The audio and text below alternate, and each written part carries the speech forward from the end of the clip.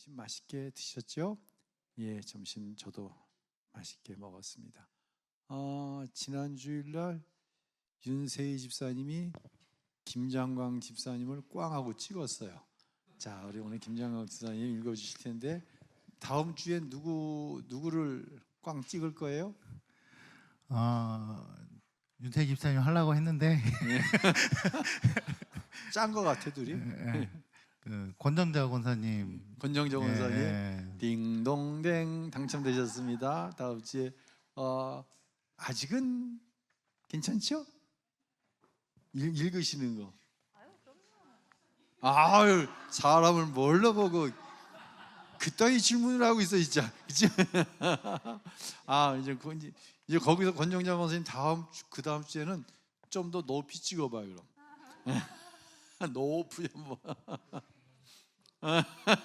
예고편했습니다. 자, 그러면 어디부터 읽어 주시냐면요,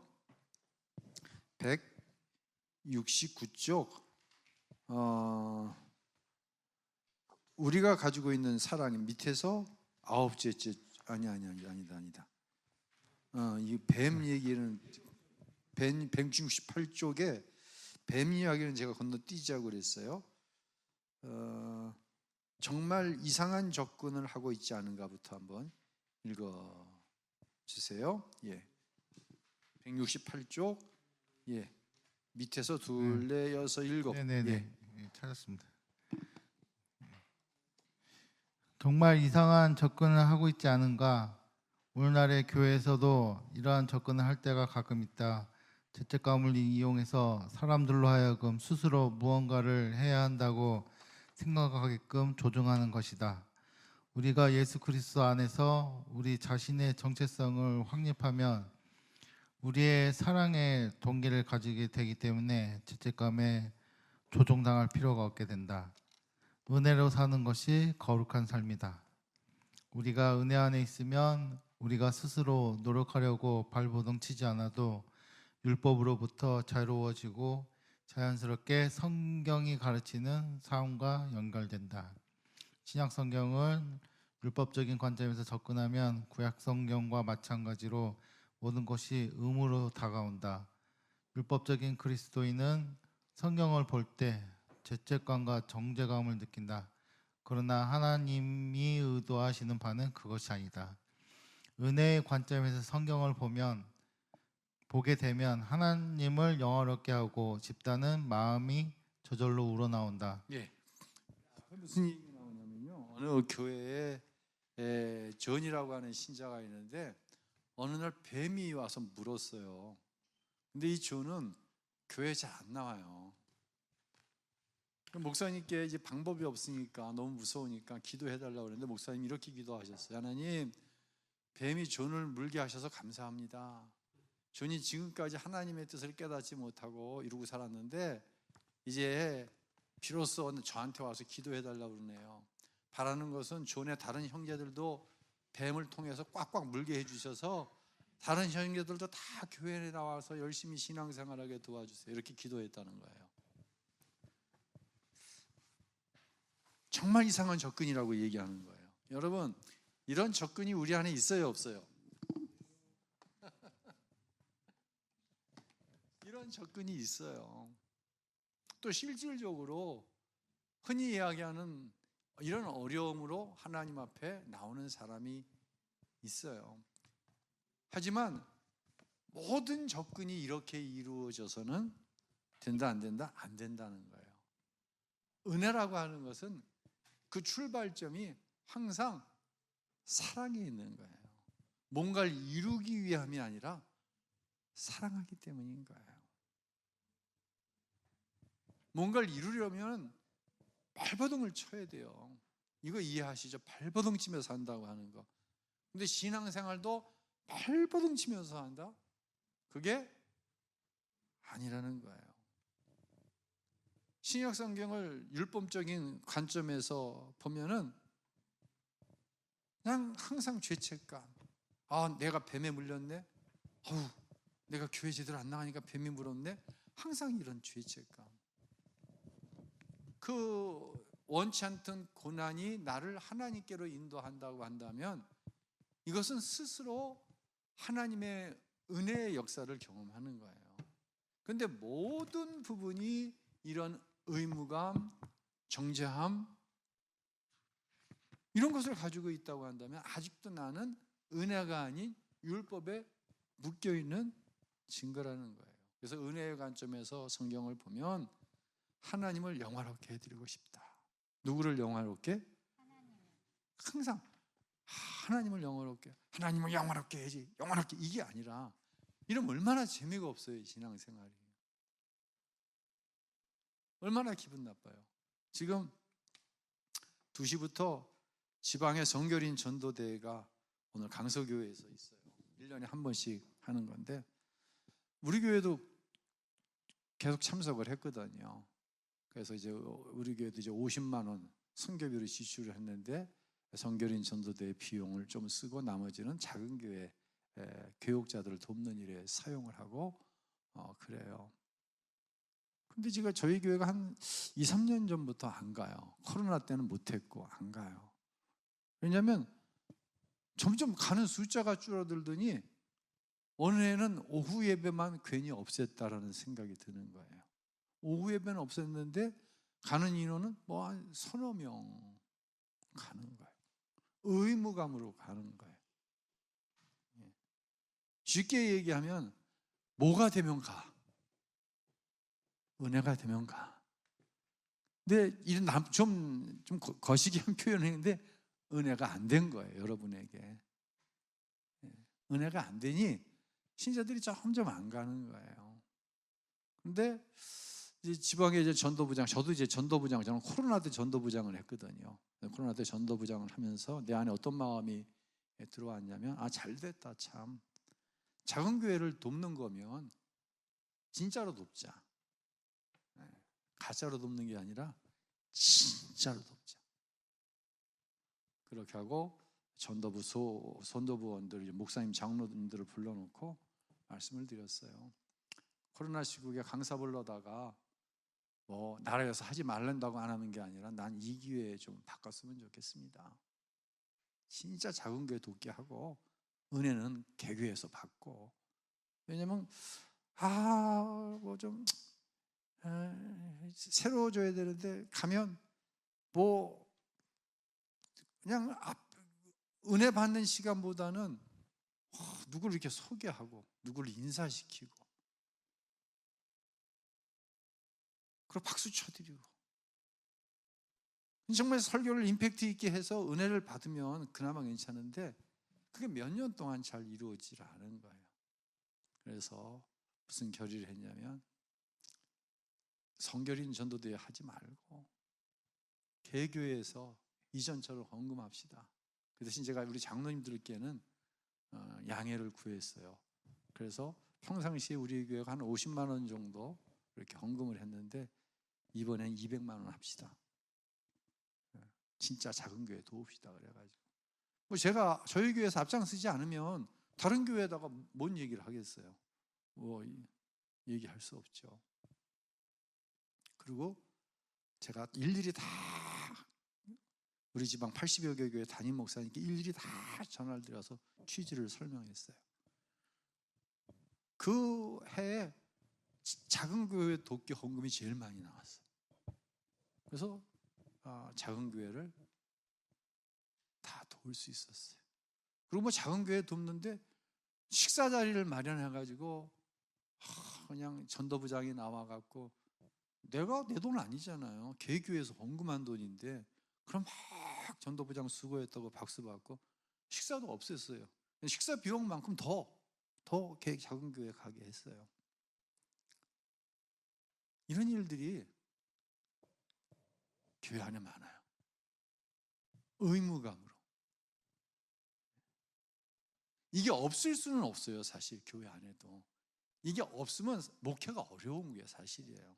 지금 고민 중에 하나가 이 수요 예배가 고민이에요. 사실 수요 예배에 나오시는 분들은 정말 엄청난 분들이에요.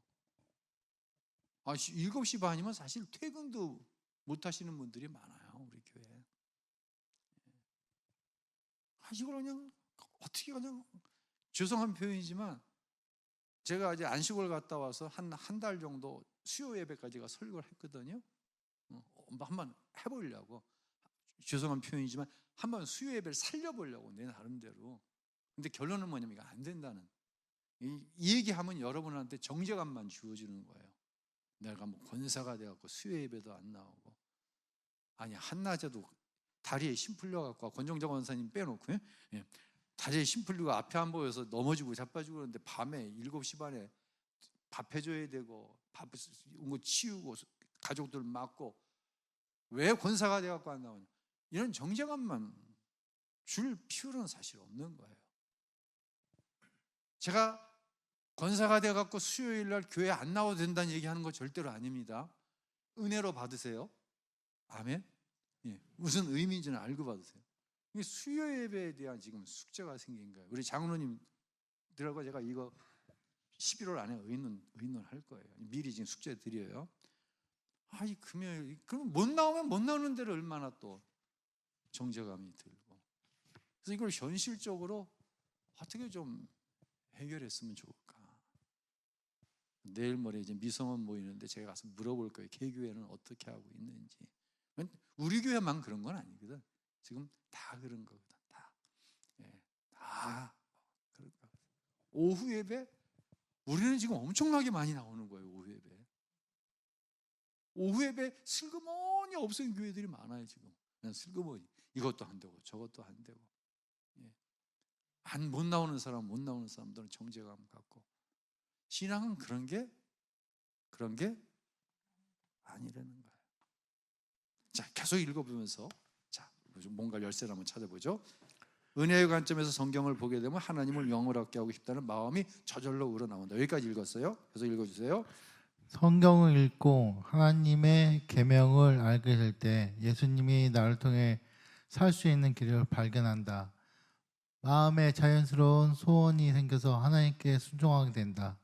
그래서 순종이 우리의 기쁨이 되는 것이다. 자, 여러분, 예배가 여러분에게 기쁨인가요? 물으면 권정정 원사님 사람이 또 어떻게 보고 그러실 것 같아서 여러분, 예배가 여러분에게 기쁨이시죠? 아멘.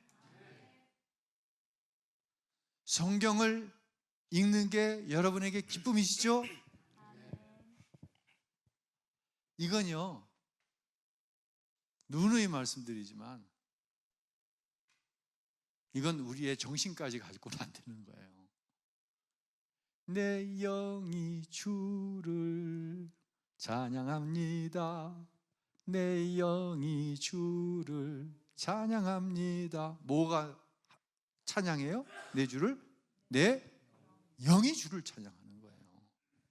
내 혼이 주. 이거는 정말 한계가 있는 거예요. 기분 나쁘면 찬양이 나오지만요, 기분 나쁘면 찬양이 안 나오고요, 기분이 좋아야 찬양이 나오는 거예요. 그럴 때 내 혼이 좋아 찬양합니다. 내 혼이 나빠 찬양 안 합니다. 이게 되는 거거든요. 그러니까 내 영이 잘 된 같이 뭐가 잘 된 거예요? 혼과 육이 잘 되는 거예요. 내 영이 잘 되어야. 그리고 범사가 잘 되는데 이것은 범사가 감사한 거예요. 모든 것이 은혜로 깨달아지는 거예요. 뭐가 잘 돼야? 내 영이 잘 돼야. 그래서 영이 잘 되는 것이 복인 줄로 우리는 믿죠. 우리가 믿죠. 아멘. 예. 자, 계속 한번 읽어보세요. 자, 요 줄기를 가지고 계속 한번 읽어보세요. 우리가 가지고 있는 사랑의 마음을 하나님께 자연스럽게 표현할 때 우리는 하나님의 계명을 성취한다. 이것들이 우리에게 무겁게 매달려 나를 짓누르기 때문에 어쩔 수 없이 하는 것이 아니라 내가 하고 싶어서 순종하는 것이다. 하나님의 사랑이 우리에게 임해서 우리가 자연스럽게 그 계명을 지키게 하는 것이라면 그 계명은 부담스럽지 않다. 자, 요 지금 5줄 읽으셨는데요, 5줄 안에 2번 반복해서 나오는 한 단어가 있어요. 뭘까요? 응? 계명 말고 그 계명을 어떻게 성취한다? 자연스럽게라는 얘기가 나오는 거야. 자연스럽게 나오는 거야. 자연스럽게. 예. 이 자연스러움의 출발은 어디냐? 내 영인 거예요. 내 영이 잘 되니 예배에 나오는 것이 자연스러운 거야. 이게 특별한 게 아니에요. 아직도 교회를 다닌 지 얼마 안 되시는 분들 가운데는 예배를 나오는 게 특별해. 더 심한 사람은 예배를 나와주는 사람도 있어. 목사님이 전화하고 사모님이 전화하니까 다음 주에는 나갈게요. 그러면 또 우리 집사람 고맙다 그러는 거야. 내가 속으로 고맙긴 뭐가 고맙냐. 이 어린 것 뭐가 어린 거야? 아주 영이 미숙한 거지. 자연스러운 거지. 이게 뭐 대단한 건가요? 하나님 앞에 헌신하는 게 대단한 거예요? 여러분이 헌신했는데 목사는 왜 고맙다고 그래? 맨날 고맙대. 그냥 고마워요. 근데 여러분은 저한테 고맙다는 얘기 들으면 너무 좋아요. 난 그냥 자연스럽게 내가 한 건데 우리 목사님은 왜 자꾸만 밥 사준다고 그러고 만나자고 그러고 고맙다고 그러고 사모님 너무 그러시면 부담스러워요. 나는 자연스럽게 한 건데. 이거예요? 맞아요? 여러분 그래요? 아멘? 자연스러운 거예요 이거. 근데 난 고마워. 여러분이 잘 자라줘서 고마운 거야. 내가 아까 우리 염창원 집사 부부 보고 기특하다는 얘기 있잖아요. 너무 기특한 거야. 그냥 기특한 거야. 예수 안 믿는 자매가 예수 믿는 집, 그것도 누구네 집? 염성철 장로님 집. 그 집에 시집 와가지고 세상에 심야 기도회까지 끌려 나오는 거야. 처음에는 끌려 나오는 게 역력히 보이더라고. 부목사님이 저한테 그러는 거예요. 목사님, 이제 다들 사역이 있으니까 염창원 집사 부부를 시키면 어떨까요? 안 될 걸. 그랬더니 이미 타진해 봤더라고. 하게 된다는 거예요. 그래서 내가 속으로 음의 기쁜 거, 음의 보람 있는 거, 이래서 목회하지. 근데 아까 오늘 무슨 뭐 회사에서 대기 시켰대. 이거 직장생활 건양하는 게 아니더라고. 대기. 그래서 오늘 못 나온대. 그래서 드럼도 원래도 홍정환 집사님 2부까지 이렇게 다 컨택해놓고. 근데 나와서 앉아 있는 거야. 얼마나 기특하고 얼마나 이쁜지. 이거는 박수 쳐주면 또 반대로 또 시험 들 사람도 있을 텐데, 있을 텐데. 그래도 이건 박수를 안 치고는 내 영이 이게 너무 기쁘니까, 너무 감사하니까. 대단한 거 한 거 아니에요. 본인들은 자연스러운 거예요. 이게 신앙이 어떻게 되는 거예요? 이 신앙이 자라나는 거예요. 아멘. 네. 자, 계속 읽어주세요. 이것이 바로 우리가 계명을 지킬 수 있도록 도와주는 하나님의 사랑이다. 우리가 주님의 계명을 지키게 되면 우리는 그 법을 더욱 잘 알게 되고 그것은 우리에게 부담이 되지 않는다. 그것은 마치 부모가 자녀를 사랑하기 때문에 기꺼이 그들의 필요를 채워주며 그 이상의 일도 마다하지 않는 것과 같다. 사랑이 행동의 동기가 되는 것이다. 은혜 가운데 사는 것도 마찬가지다. 우리가 계속해서 은혜 가운데 거하면 우리의 행에 예수 그리스도의 생명으로부터 오는 능력을 덧입게 된다. 이것들은 우리를 짓누르는 짐이나 의무가 아니라 기쁨이다. 예. 사명은요, 진짜 사명은 의무가 아니에요. 사명은 정말 은혜인 거예요. 이것은요. 지금 내가 요 말을 할까 말까 지금 시간이 많이 가갖고요. 다음 주에 합시다. 오늘은 내가 고린도전서 2장 본문을 안 읽었거든요. 자, 계속 읽어보세요. 다음 주에 고린도전서 2장 가지고 계속 하겠습니다. 계시를 받기 위해 성경을 읽어라. 이제 그리스도인의 삶에 있어서 좀 더 실제적인 부분을 살펴보겠다. 왜냐하면 어느 누구라도 그리스도인의 삶에 은혜가 끼치는 중요한 면을 무시하거나 간과하지 않기를 바라기 때문이다. 우리는 어떤 특정한 종교적 규칙을 자기 자신에게 강요하고 그에 따라 살려는 경향이 있다.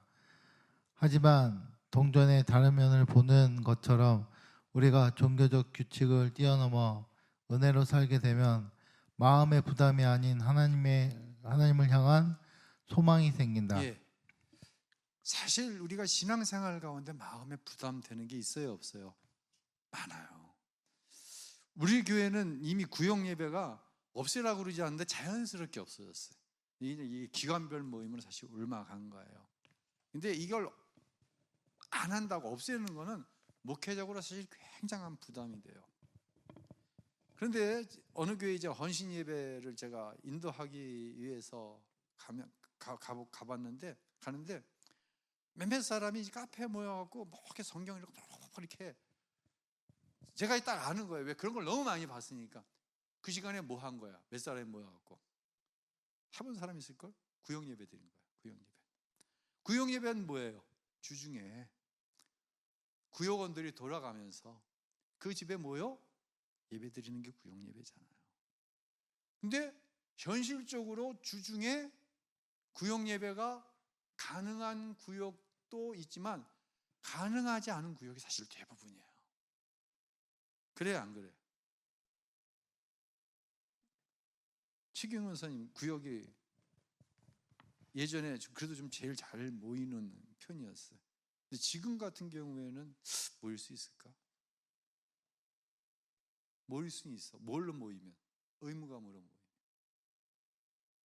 그냥 평일날 못 모였으니까 주일날 카페에 나와갖고 야 헌금하고 야 성경 몇 장 읽었어? 몇 장 읽고 또 권사가 돼갖고 일주일 내내 성경 안 읽었다 그러면 못 팔리니까는 몇 장 읽었다고 거짓말 시키고 이렇게 하고 교회 보고 해요.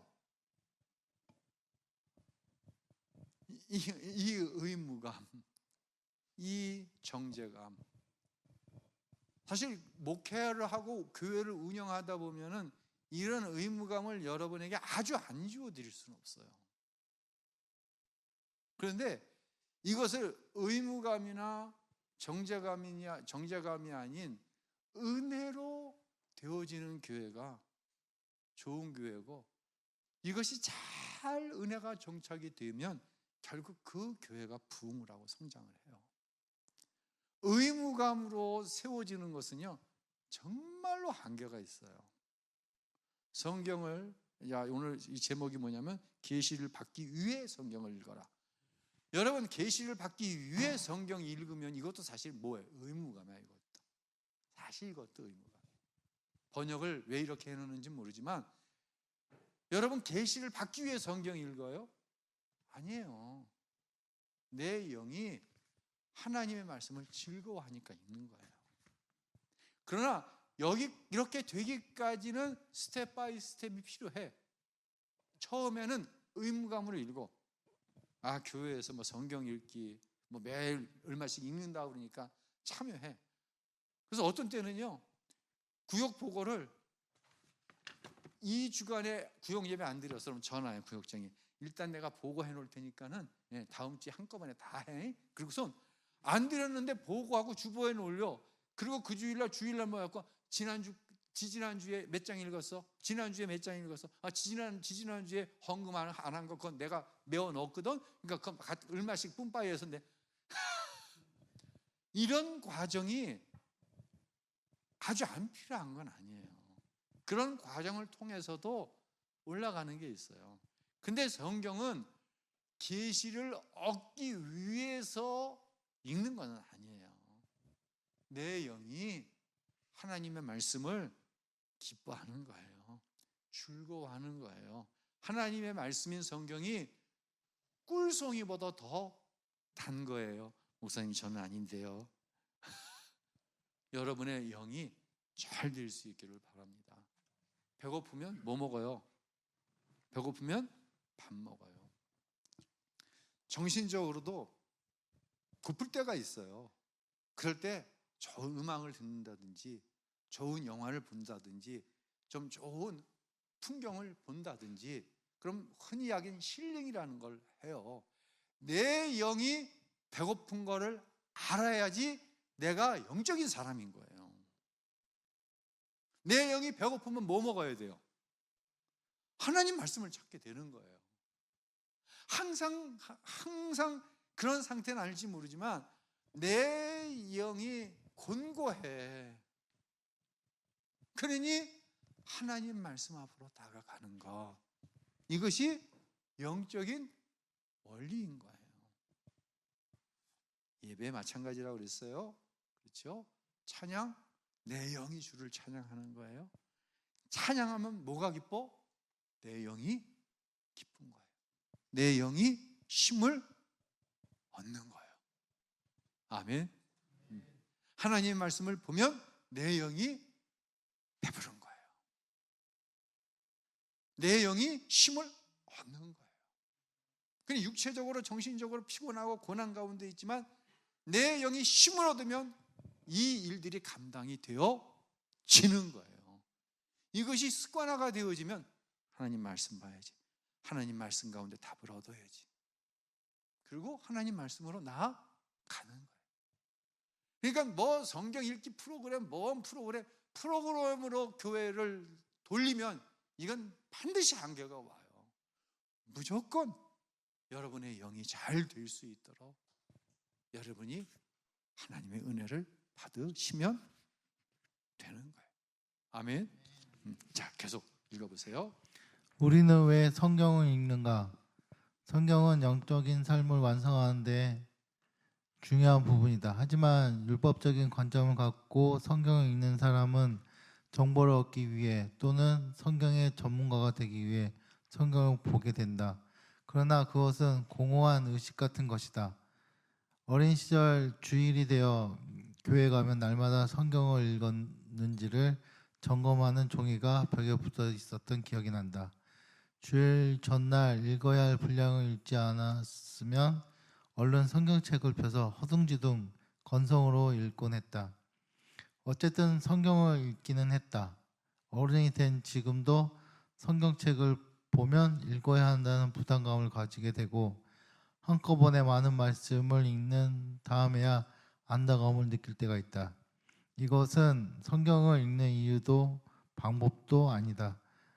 은혜는 우리 안에 성경, 즉 말씀에 대한 갈망을 준다. 예수님과 친밀해지지 않으면 성경이 무엇을 말하고 있는지 이해하지 못하기 때문이다. 만약에 이것이 의심스러우면 예수님 시대의 사람들을 생각해보라. 바리새인들은 성경 전문가였다. 그들은 구약의 각 구절은 물론이고 책 전체를 깨고 있는 사람들이었다. 이 바리새인들은 오늘날 그리스도인들이 아는 것보다 성경을 훨씬 더 많이 알고 있었다. 그런데 어느 날 예수님이 이들과 말씀을 나누다가 그들의 성경 접근 방식을 보고 이렇게 말했다. 너희가 성경에서 영생을 얻은 줄 생각하고 성경을 연구하거니와 이 성경이 곧 내게 대하여 증언하는 것이니라. 예수님께서는 너희들이 성경을 찾는 이유는 성경 지식이 영생을 줄 거라고 여기기 때문이다. 그런데 성경이 말하고 있는 바가 곧 나라는 것을 알지 못하느냐. 내 생명을 얻기 위하여 너희들이 내게로 와야 한다 라고 말씀하신 것이다. 나는 성경이 성령님의 감동으로 된 책이라는 것을 믿는다. 성경 기자들의 생각과 성격이 묻어나기는 하겠지만 하나님이 그들을 도구로 사용하셨다는 것을 믿는다. 나는 성경에 실수가 없다는 것도 믿는다. 그러나 때론 성경을 읽는데도 마음에 뜨거워지지 않을 때가 있다. 그것은 성경 속에서 예수님을 만나지 못했기 때문이다. 율법적인 태도로 성경을 보면 그 안에 계신 예수님을 놓쳐버린다. 성경을 볼 때 우리는 무엇을 해야 한다는 메시지를 받는다. 그러고는 옳은 일을 하는데 집중하게 된다. 그런데 성경은 그보다 더 많은 의미를 지닌다. 어떤 이들은 성경에 무엇을 말하는지 알기를 원한다. 그러다 보면 이주석, 저주석 여러 가지 다른 번역본을 섭렵하면서 성경을 공부한다. 그러나 이것은 성경에 접근하는 좋은 방법이 아니다. 성경에서 단순히 지식만을 취한다면 정말 위험한 일이다. 바울은 지식은 단지 교만하게 만든다라고 분명히 말했다.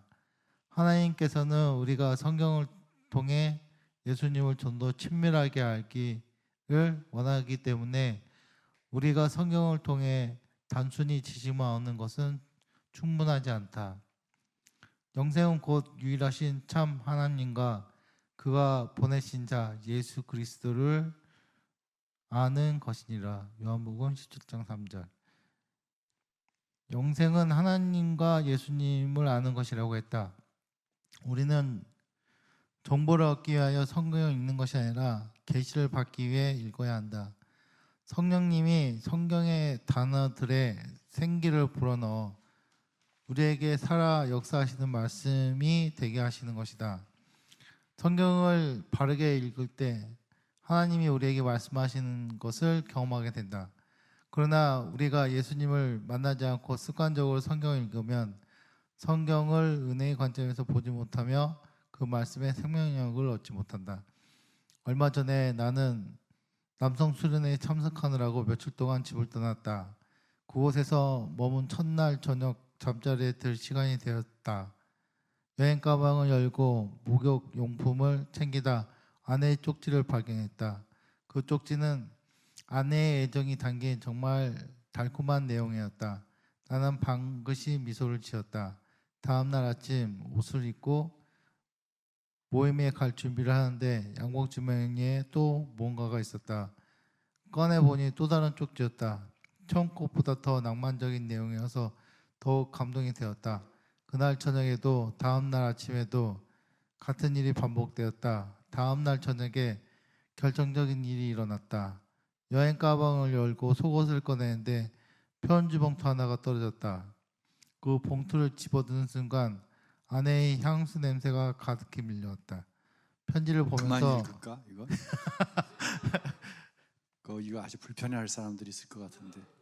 윤승희 집사님, 다음 주에 지창영 집사님 미국 출장 간다는데 이렇게 해야 되지 않겠어? 빨리 와. 혼자 남자 둘 키우는 거 너무 힘들어. 그러지 말고 이거 지창영 집사님 이거 이렇게 하면 감동이 될까?